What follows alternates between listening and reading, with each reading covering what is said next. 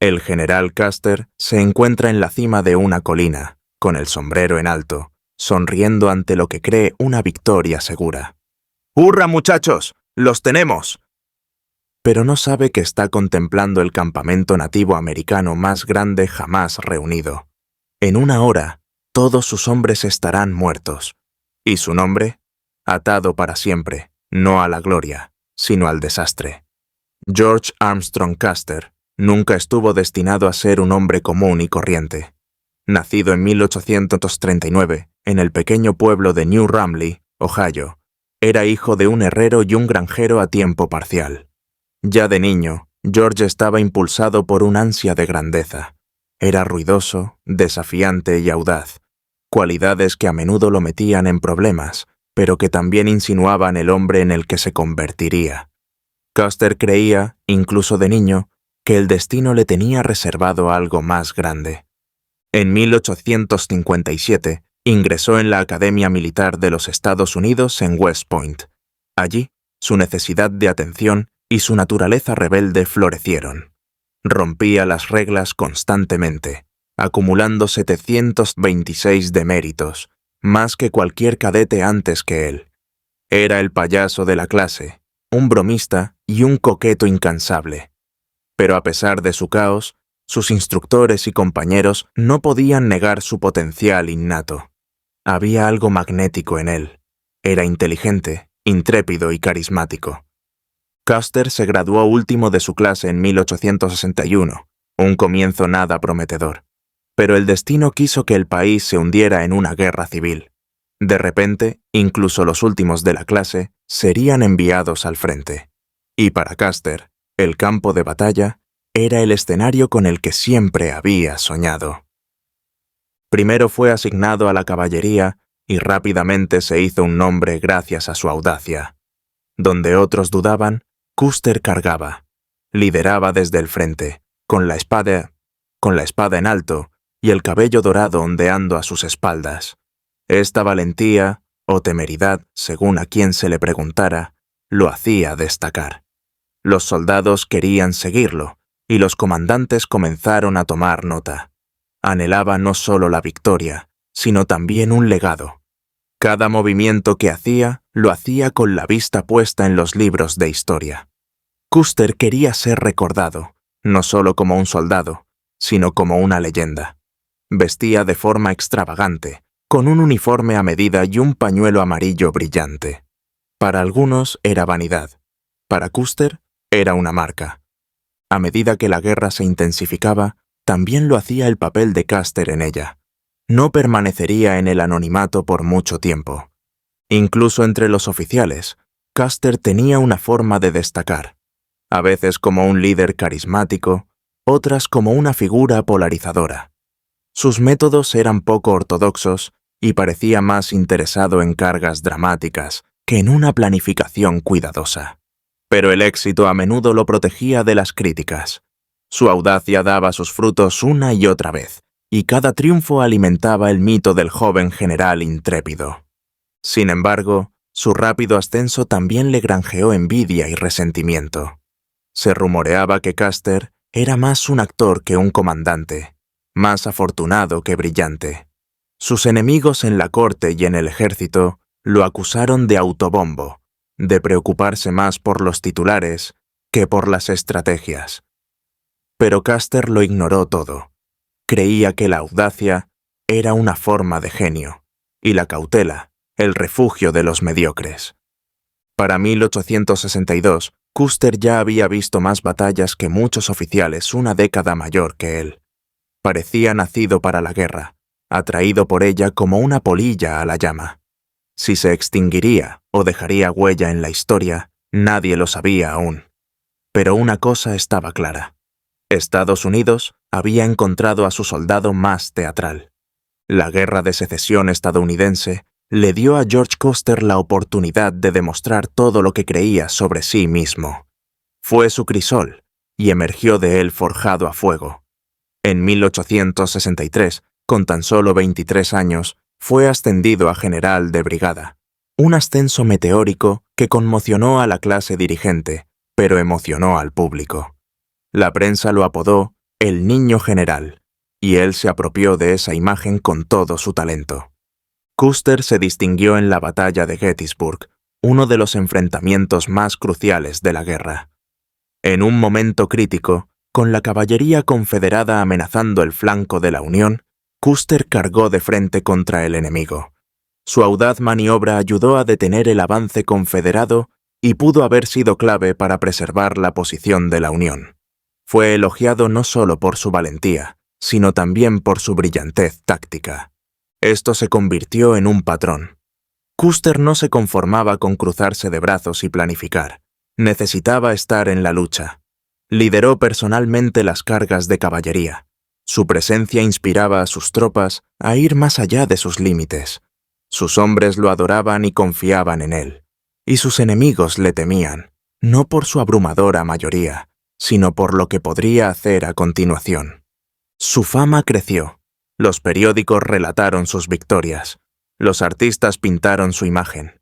Niños de todo el país querían ser como él cuando crecieran. Durante un tiempo, George Custer fue la imagen del éxito de la caballería de la Unión. Logró lo que siempre había deseado, convertirse en un héroe nacional. Pero la gloria tiene un precio. Cuanto más lograba Custer, más invencible se sentía. La guerra le dio un propósito, pero también alimentó su ego. Su estatus de celebridad lo convirtió en un símbolo de valor juvenil, pero también enmascaró una creciente sensación de invulnerabilidad. Empezó a creer que ningún campo de batalla podría derrotarlo, que cualquier desafío se doblegaría a su voluntad. Su teatralidad se volvió más audaz, al igual que su desprecio por las órdenes convencionales. Custer se hizo conocido por sus cargas salvajes y su implacable agresividad. Sus hombres a menudo lo seguían entre tormentas de disparos simplemente porque él se lo exigía. Algunos dicen que ansiaba morir, otros que solo quería morir como un héroe. Sin embargo, la línea entre el valor y la vanidad se difuminaba con cada campaña. Empezó a elegir las batallas no solo por su valor estratégico, sino por su visibilidad. Siempre estaba buscando titulares, siempre necesitando la próxima gran victoria para seguir siendo relevante. Ese anhelo nunca se desvaneció, incluso cuando la guerra se acercaba a su fin. Para cuando llegó a Appomattox y el general Lee se rindió, Custer no solo se había hecho un nombre, sino que había forjado una leyenda. Pero las leyendas no descansan en paz.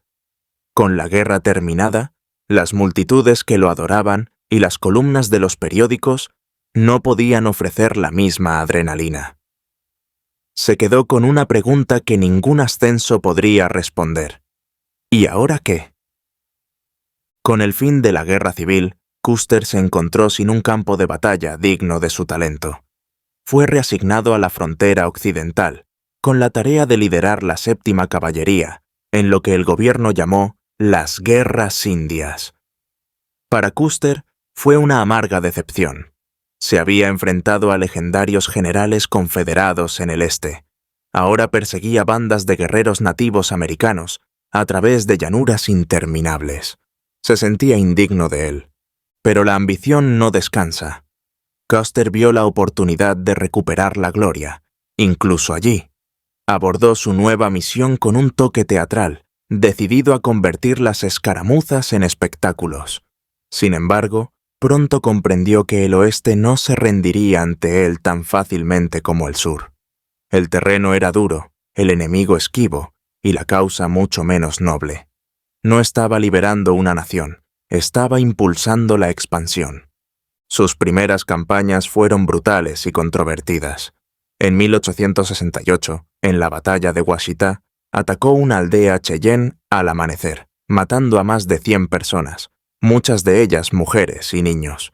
Él lo llamó una victoria. Otros lo llamaron una masacre. Peor aún, convirtió a posibles aliados en enemigos y desató ciclos de venganza. Pero a Custer no le importó. Los titulares lo aclamaron como un héroe una vez más, y eso era todo lo que importaba. Las tensiones aumentaron no solo con las tribus nativas, sino también dentro de sus propias filas. Su impulsividad y sed de fama causaron fricciones con sus compañeros oficiales. Hombres como el mayor Joel Elliot y el capitán Frederick Bentin se resintieron por su imprudencia. Aún así, Custer se rodeó de leales, sus hermanos Tom y Boston, y su cuñado James Calhoun. Juntos, formaron un círculo íntimo, aislado de la disidencia. El desprecio de Custer por la diplomacia y su preferencia por las tácticas de conmoción y terror lo distinguían. No le interesaban los tratados ni los consejos de paz. Quería acciones decisivas, resultados drásticos. Y la prensa le siguió el juego. Cada informe sobre sus incursiones y expediciones lo pintaba como el único vengador de la frontera, combatiendo la supuesta barbarie con fuerza heroica. Alimentaba esa narrativa porque lo alimentaba a él. Sin embargo, a puerta cerrada, su mando se desmoronaba. El descontento cundía entre sus hombres, no solo por su ambición, sino por los riesgos innecesarios que a menudo los obligaba a correr. Marchas prolongadas en un frío invernal brutal, asaltos con poca planificación y actitudes desdeñosas hacia la logística y la seguridad convirtieron la admiración en inquietud. Algunos comenzaron a cuestionarse si Custer realmente lideraba por la patria o por su propio mito. Mientras tanto, la resistencia indígena se unía. Jefes como Toro Sentado y Caballo Loco observaban de cerca los movimientos de Custer.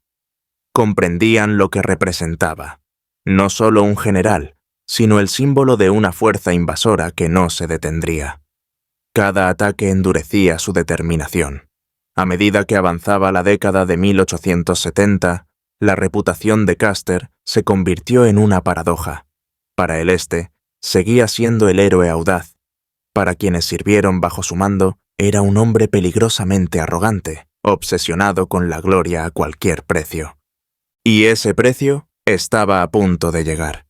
El Tratado de Fort Laramie de 1868 se suponía que sería un punto de inflexión.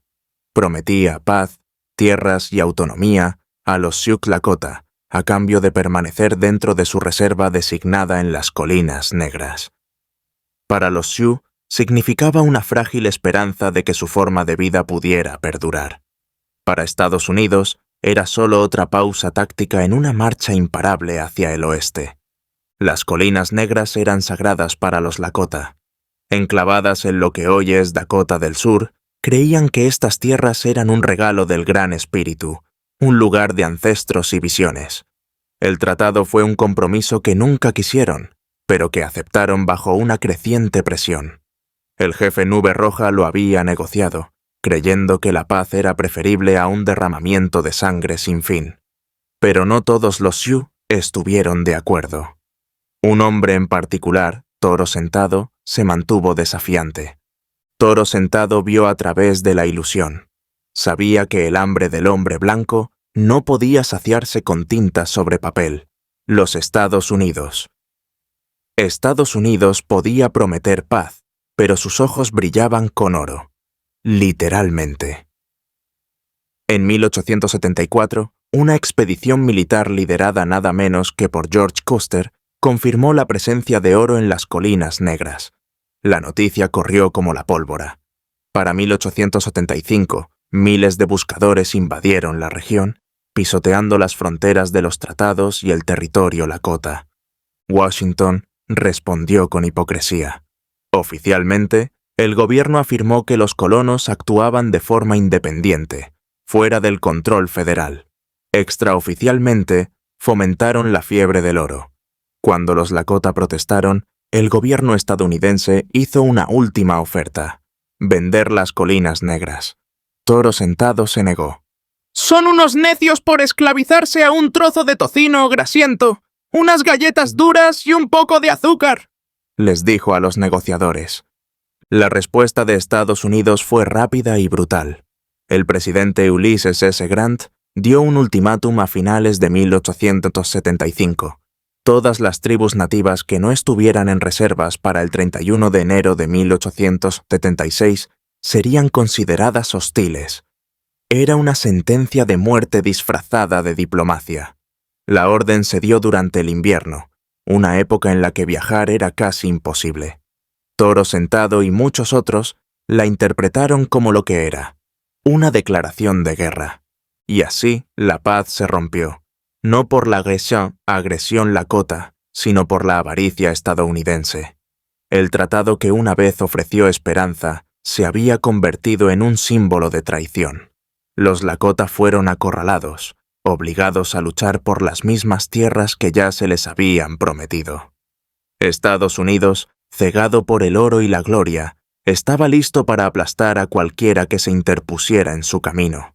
George Custer y Toro Sentado no podrían haber sido más diferentes. Uno era un empresario de cabello dorado, ávido de reconocimiento y grabado en la imaginación de los periódicos del Este. El otro era un líder espiritual, arraigado en la tradición y venerado entre su pueblo por su sabiduría y serena determinación. Sus destinos estaban unidos, no por elección propia, sino por las fuerzas del imperio, la resistencia y el destino. Custer vivía para la acción, prosperaba con el ruido, la atención y el movimiento. Se vistió con uniformes a medida, posó para los fotógrafos y recibió a los periodistas en sus expediciones. Para él, la guerra era teatro, y él era la estrella. Cada campaña era una oportunidad para forjar su leyenda, para ser recordado en canciones e historias. Sus hombres admiraban y temían su temeraria valentía. Cargaba primero, preguntaba después. Toro Sentado, en cambio, era deliberado y profundamente introspectivo. Nacido alrededor de 1831, era Hunkpapa Lakota y creció aprendiendo las costumbres de la caza, la búsqueda de visiones y el camino espiritual de su pueblo. Su nombre surgió de un momento de reflexión durante la batalla, cuando se sentó tranquilamente a observar las flechas volar. Era un nombre que le llegaba al alma, uno de firmeza, no de prisa. Era más que un jefe guerrero. Toro Sentado era un hombre santo, un visionario que afirmaba recibir mensajes del Gran Espíritu. Estas visiones guiaron a su pueblo y le granjearon un enorme respeto. Su liderazgo no se basaba en carisma ni teatralidad, sino en una convicción inquebrantable. Creía que la tierra era sagrada, que no podía venderse ni entregarse. Su negativa a ceder lo convirtió en un blanco, pero también en un símbolo de desafío. El contraste entre ambos hombres reflejaba el conflicto más amplio que los rodeaba. Custer encarnaba el ansia expansionista de una joven América, ambiciosa, inquieta y reacia a que se le negara algo. Toro Sentado representaba la resistencia, los derechos ancestrales de un pueblo que había vivido en la tierra mucho antes de que América fuera concebida. No eran solo oponentes, eran opuestos en todos los sentidos. Cuando sus caminos finalmente se cruzaron, la tensión fue más que personal. Fue histórica. Custer, persiguiendo una última carga heroica. Toro Sentado, buscando proteger a su pueblo de la extinción. Ambos estaban convencidos de la rectitud de su causa, y ambos se encontrarían a orillas del río Little Bighorn. El invierno de 1868 fue brutal en las llanuras. Para las tribus nativas significó vulnerabilidad. Para el ejército de los Estados Unidos significó oportunidad. George Custer y el 7º Regimiento de Caballería fueron enviados a atacar a las bandas hostiles, mientras el frío los debilitaba. Custer disfrutó de la misión. Era su oportunidad de restaurar su gloria y lograr una victoria digna de titulares. El 27 de noviembre, cerca del río Washita, en el territorio indio, actual Oklahoma, los exploradores de Custer localizaron una aldea Cheyenne. Estaba liderada por el jefe Black Kettle, un hombre conocido por buscar la paz con Estados Unidos. Pero a Custer no le interesaba la paz. Al amanecer, lideró un ataque sorpresa. Sus hombres cargaron a través de la aldea, sables desenvainados y rifles encendiendo. Se desató el caos. Más de 100 Cheyennes murieron. La mayoría no eran guerreros. Mujeres, niños y ancianos cayeron bajo los disparos. El jefe Black Kettle y su esposa estaban entre los muertos. Custer lo calificó como un combate exitoso. La prensa coincidió. Washington lo aclamó como un héroe. Pero la verdad contaba una historia diferente. No fue una batalla, fue una masacre. Peor aún, el mayor Joel Elliott, uno de los oficiales de Custer, había perseguido a los Cheyennes que huían por el desierto y nunca regresó. Custer, temiendo un contraataque, optó por retirarse en lugar de esperar. Semanas después, el cuerpo de Elliott y el de sus 20 hombres fueron encontrados mutilados. Muchos en la caballería culparon a Custer de abandonarlos. Las consecuencias fueron duraderas. El resentimiento indígena se profundizó. El ataque destrozó cualquier confianza restante. Tribus que antes buscaban un acuerdo recurrieron a la venganza. La masacre de Washita se convirtió en un grito de guerra.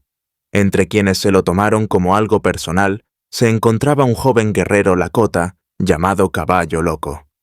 Y Cuchillo Sangriento, el futuro explorador de Custer, nunca perdonó a los Cheyennes por lo que le sucedió a Elliott. Los defensores de Custer argumentaron que actuó con prudencia, que quedarse habría arriesgado aún más vidas, pero sus críticos vieron la cobardía envuelta en vanidad. Para muchos, marcó la primera grieta en la reputación del joven prodigio, un momento en que su ansia de fama superó su responsabilidad como comandante. La duda comenzó a brotar en sus propias filas. En público, Custer seguía disfrutando de la ola de éxito, pero en privado, la tensión se apaciguaba. El capitán Frederick Bentin, en particular, se volvió cada vez más vehemente en sus críticas. Su desprecio por las decisiones impulsivas de Custer, especialmente en momentos como Washita, resonaría años después en Little Bighorn. El 7º Regimiento de Caballería comenzaba a fracturarse, dividido entre la lealtad y la desilusión. Para las tribus de las llanuras, Washita fue un trueno. Borró cualquier ilusión de paz. La resistencia se convirtió en supervivencia. Las historias de la masacre se contaban una y otra vez, pasando de las fogatas a los consejos. Los niños crecieron oyendo la traición del general melenudo que los atacó mientras dormían. Para Custer, la incursión de Washita consolidó su fama. Para las tribus de las llanuras, fue una declaración de guerra total. Las semillas de Little Bighorn no se sembraron en una gran campaña, sino en la nieve ensangrentada de una tranquila aldea al amanecer. A principios de la década de 1870, George Custer se sentía inquieto. Las guerras indias se habían prolongado más de lo esperado, y la gloria que una vez disfrutó en el este se desvanecía a la sombra de la expansión nacional. Necesitaba una nueva misión, algo grandioso, algo inolvidable. La expedición a las Colinas Negras de 1874 le ofreció precisamente eso. Oficialmente, el gobierno estadounidense envió al 7º Regimiento de Caballería para explorar la ubicación de un nuevo fuerte y vigilar a los Lakota. Extraoficialmente, el verdadero propósito de la misión era claro: oro. Rumores de ricos yacimientos en las Colinas Negras habían circulado durante años, y ahora Washington quería pruebas. Custer, con su talento para el espectáculo y su pasión por la fama, era el portavoz perfecto. La expedición fue masiva y muy publicitada. Custer llevó fotógrafos, periodistas e incluso una banda para acompañar a sus tropas. Los informes resultantes se parecían menos a despachos militares y más a diarios de viaje. Custer posó para fotos, dirigió extravagantes expediciones de caza y publicó elogiosas descripciones de la tierra y sus recursos. Fue menos una campaña que una gira de propaganda. Cuando se descubrió oro, la respuesta fue inmediata y abrumadora. Miles de buscadores acudieron a la región, a pesar del Tratado de Fort Laramie, que prohibía explícitamente el asentamiento de blancos en las Colinas Negras. El gobierno estadounidense, en lugar de hacer cumplir el tratado, hizo la vista gorda. La afluencia de mineros se consideró inevitable, no una violación. Toro Sentado y los Lakota observaban con incredulidad y creciente ira. Las tierras sagradas que les habían prometido estaban siendo invadidas. Sus protestas fueron ignoradas. Su paciencia se puso a prueba. Una vez más, un papel firmado de buena fe fue destrozado por el afán de riqueza. Para Custer, la expedición fue un triunfo. La prensa lo adoraba, los políticos lo elogiaban y su fama se disparó. Había combinado con éxito la exploración, la explotación y el ego en una sola campaña. Pero bajo la celebración, la tensión bullía. Muchos dentro del ejército se sentían incómodos con las ambiciones de Custer. Su espectacularidad irritaba a otros oficiales, y su disposición a usar las misiones militares para beneficio personal planteaba dudas sobre su liderazgo. Sin embargo, nadie podía negar que Custer había reavivado el interés público en la frontera y en sí mismo. A medida que más colonos llegaban a las Colinas Negras, el conflicto se hizo inevitable. Custer había encendido la mecha. Solo faltaba una chispa. El gobierno de Estados Unidos hizo un último intento diplomático, pero con una fecha límite y una amenaza. En el otoño de 1875 se enviaron emisarios a los Lakota con una simple propuesta: vender las Colinas Negras. La respuesta fue un rotundo no. La tierra no estaba a la venta y los Lakota no serían trasladados. El presidente Ulysses S. Grant, presionado por los intereses auríferos y los colonos, respondió no con negociaciones, sino con la fuerza. Lanzó un duro ultimátum. Todos los Sioux y Cheyennes debían presentarse en las reservas antes del 31 de enero de 1876. Cualquiera que no cumpliera sería considerado hostil. Era invierno. Viajar era mortal. La exigencia era, en efecto, imposible. Toro Sentado vio a través con la estratagema. No se trataba de paz, se trataba de conquista. Entre la espada y la pared, optó por la resistencia. Envió un mensaje a las tribus aliadas, convocando a una reunión de todos los que no se doblegarían. Entre quienes respondieron al llamado estaban Caballo Loco y Gal, dos de los guerreros más feroces de su tiempo.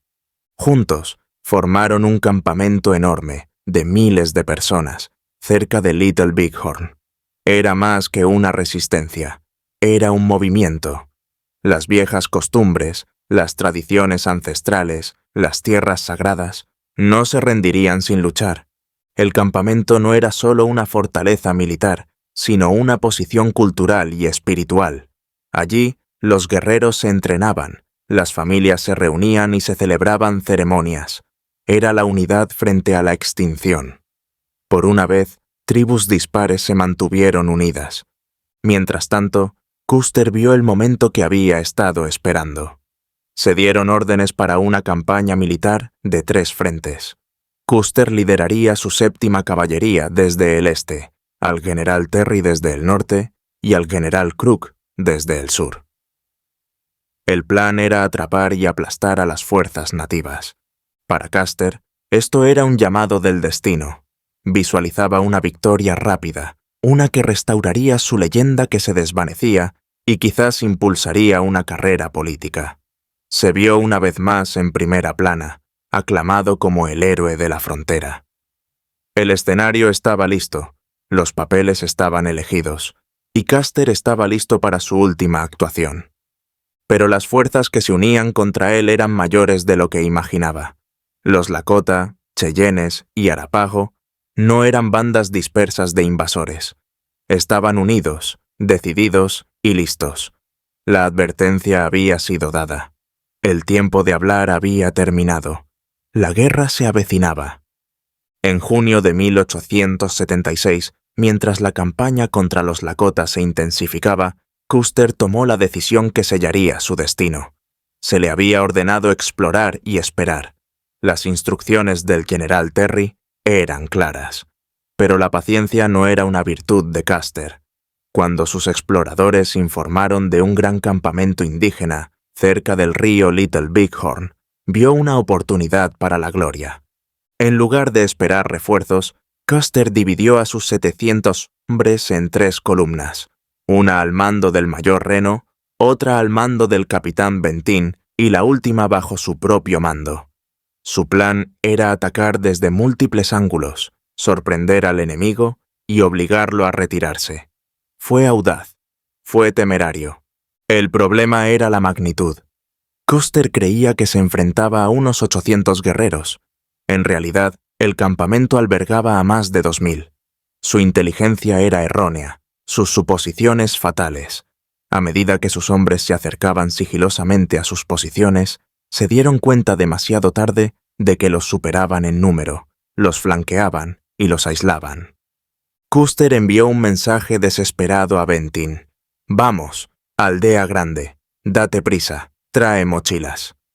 Pero Bentin nunca llegó a tiempo. Las fuerzas de Reno ya se retiraban bajo un intenso ataque. Custer y sus 210 hombres se quedaron solos, rodeados por una cresta que más tarde se llamaría Last Stand Hill. Los hombres de Custer lucharon con valentía, pero no tuvieron ninguna posibilidad. Uno a uno, cayeron. Nadie sobrevivió para contar la historia completa. Sus cuerpos fueron encontrados días después, desnudos, mutilados y en silencio. Los sonidos de la batalla resonaban por las llanuras, y el humo ascendente era visible a kilómetros de distancia. Cuando el general Terry y sus fuerzas llegaron días después, la escena era apocalíptica. Cadáveres dispersos, escombros quemados y la inquietante ausencia de supervivientes. Incluso entre los soldados más curtidos, la visión de los restos de Custer y los de sus hombres caídos dejó un profundo silencio. La conmoción resonó más allá del campo de batalla. La noticia de la derrota se extendió como un reguero de pólvora por Estados Unidos. El país que esperaba otra historia de triunfo se encontró, en cambio, con la tragedia. El mito de Custer, el guerrero intocable, se hizo añicos en una sola tarde. El juego de acusaciones comenzó de inmediato. Algunos acusaron a Reno y Bentin de cobardía o incompetencia. Otros condenaron a Custer por su arrogancia. El debate se propagó con furia en periódicos, círculos militares y en los pasillos del gobierno. Todos tenían una opinión. Nadie tenía respuestas. Para los nativos americanos, la victoria fue tanto un triunfo como una advertencia. Habían defendido su tierra y su pueblo con valentía y unidad, pero sabían que habría represalias. Toro Sentado y los demás no celebraron mucho. La tormenta que habían retrasado aún se avecinaba. El niño mimado de la Unión, la estrella de la frontera, había cometido el error de su vida, y lo pagó con todo. Al cruzar el río Little Bighorn, el mayor Reno creyó sorprender al extremo sur de la aldea de Toro Sentado. Lo que no sabía era que la aldea era mucho más grande de lo esperado. Se extendía kilómetros y albergaba a miles de guerreros, mujeres y niños. Su ataque comenzó en la confusión y terminó en el caos. Se suponía que el ataque estaría coordinado con Custer y Bentin. En cambio, se convirtió en un caos fragmentado. Los hombres de Reno desmontaron y formaron una línea de escaramuza, intercambiando disparos con guerreros Lakota y Cheyenne, quienes se movilizaron rápidamente para repeler a los invasores. Entonces vino el contraataque. Encabezado por caballos locos, y Gal, los guerreros nativos atacaron con una fuerza aterradora. Lucharon no solo con armas, sino con la furia nacida de la traición y la supervivencia. Cuchillo Sangriento, el explorador Arikara de Custer, intentó calmar a Reno, pero una bala le quitó la vida a media frase. Su sangre y su cerebro salpicaron el rostro de Reno, destrozando la ya frágil determinación del mayor. Cundió el pánico. Reno ordenó una retirada tan desordenada que apenas podía considerarse tal. Los soldados soltaron las armas, abandonaron los caballos y cruzaron el río a toda prisa, bajo una lluvia de flechas y balas. La retirada se convirtió en una derrota. Reno y algunos supervivientes treparon por un risco, ensangrentados y destrozados. Bentin, cuya columna se había retrasado, llegó a tiempo para presenciar los restos. Él y Reno se reagruparon en la cima de lo que se conocería como la Colina Reno. Allí se atrincheraron, rodeados, superados en número e inseguros del destino de Custer. Se oían disparos desde el norte, el sonido de la última resistencia de Custer. Pero no se pudo enviar ayuda. Durante casi 2 días, los hombres de Reno y Bentín mantuvieron su posición, repeliendo los repetidos asaltos. La munición escaseaba, el agua escaseaba y la moral se desmoronaba. Solo la llegada de la columna del general Terry, en la tarde del 26 de junio, obligó a las fuerzas nativas a retirarse. Fue entonces cuando se hizo evidente la magnitud del desastre. Los exploradores cabalgaron hacia el norte y regresaron con malas noticias. Custer y más de 200 de sus hombres habían muerto. La cresta donde cayeron estaba sembrada de cuerpos, muchos desnudos y mutilados según las costumbres de batalla. Algunos eran apenas reconocibles. El descubrimiento más inquietante fue el propio Custer. 2 balas, una en el pecho y otra en la cabeza. Algunos creían que había muerto en combate. Otros murmuraban que se había quitado la vida en lugar de ser capturado. Nadie lo sabía con certeza. La batalla de Little Bighorn había terminado, pero la conmoción apenas comenzaba. La noticia de la derrota en Little Bighorn impactó a Estados Unidos como un trueno. El 4 de julio de 1876, los estadounidenses celebraron su centenario con desfiles y pompa. Tan solo 2 días después, se enfrentaban al peor desastre militar en décadas. George Armstrong Custer, antaño el niño mimado de la República, había fallecido.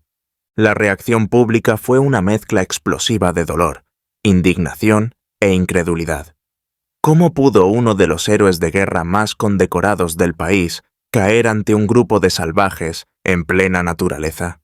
La respuesta, aunque compleja, quedó sepultada bajo el mito, el ego y el dicta y el fracaso estratégico. La culpa se extendió rápidamente. El mayor Reno y el capitán Bentín fueron objeto de escrutinio inmediato.